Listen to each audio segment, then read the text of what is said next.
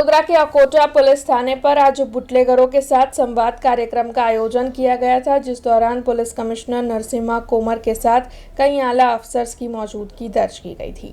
वडोदरा शहर में असामाजिक तत्वों की गुनाखोरी को रोकने के लिए शहर पुलिस एक नया और अनोखा प्रयोग इख्तियार करती हुई दिखाई पड़ रही है। उसी के तहत आज वडोदरा के अकोटा पुलिस थाने में बुटलेगरों को मार्गदर्शन देने के लिए उनके साथ संवाद कार्यक्रम का आयोजन किया गया था।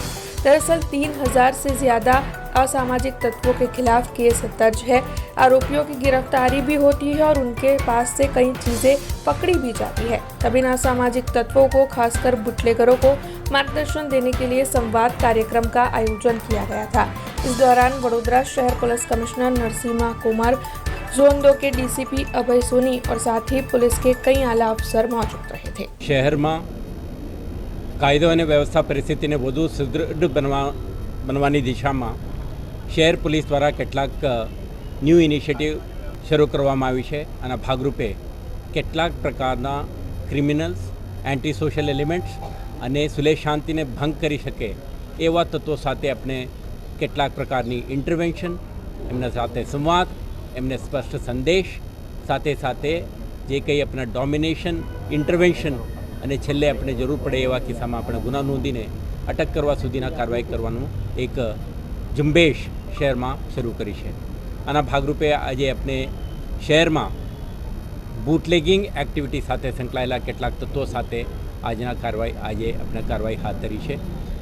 તમે જાણો છો કે પ્રોહિબિશનના એન્ફોર્સમેન્ટના ભાગરૂપે છેલ્લા વર્ષે આપણે લગભગ 3000થી વધારે કેસો દાખલ કરી, 3000થી વધારે આરોપીઓને પણ અટક કરી, સાથે સાથે 400થી વધારે વાહનો અને 6 કરોડની કિંમતની મુદ્દામાલ પણ જપ્ત કરી અને લગભગ 130 જે જાણીતા બુટલેગરો છે એમને prevention of anti social activities act 1985 અંતર્ગત પ્રિવેન્ટિવ ડિટેન્શન સુધીના કાર્યવાહી આપણે કરી છે।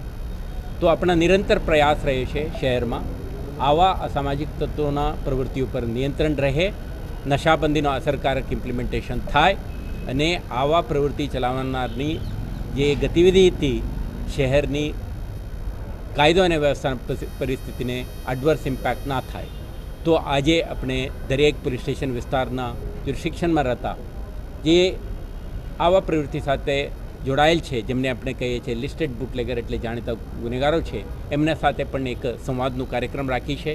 આપણે ઈચ્છીએ છીએ કે સ્પષ્ટ સંદેશ સમજે અને આવા ગુનાખોરીથી દૂર રહે અને મેઇનસ્ટ્રીમ સોસાયટીના સભ્ય તરીકે બનીને કોઈપણ પ્રકારના અસામાજિક પ્રવૃત્તિમાં ઇન્વોલ્વ થયા વગર એક શાંતિપૂર્ણ જીવન જીવે અને be on the right side of law, don't break law અને આપણા પોલીસના કાયદાના સંઘર્ષમાં ના આવે એવા એક પ્રયાસનું આજે શરૂઆત કરી છે। તો આપણે જુદા જુદા પ્રકારના જે ડોમિનેશન એક્સરસાઇઝ શહેરમાં ચાલુ રહેશે। આના ભાગરૂપે આજે અકોટામાં ઝોન 2ના કેટલાક આવા આપણા નાગરિકો ઉપસ્થિત છે, એમને ઉપસ્થિત ડીસીપી, એસીપી, થાણા મામલતદારો એમને સ્પષ્ટ સંદેશ પણ આપે છે। हमसे जुड़े रहने के लिए हमारे YouTube चैनल को सब्सक्राइब करें और नई वीडियो की नोटिफिकेशन के लिए बेल आइकॉन को दबाएं।